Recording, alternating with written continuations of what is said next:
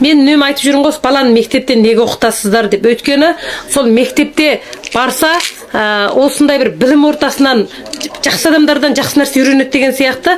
Мына мені Гуанчжоуға басаңыз, талай жақсы нәрселерді үйренесіздер халқым. Әзір мен 85 сомға қан тамыры тосылған, мына қанда май бар, қан айналысы жақсы емес.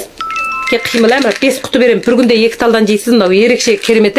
Менің сатып жатқаным дәрі емес, денсаулық сақтау өнімі.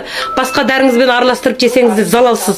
Өнімге мына қан толықтау әйелдердің жауһарынан, бұдан да 5 құты 85-ке. Бұл не қылады? Мынау кресі сатып берем, ананың кресі бар.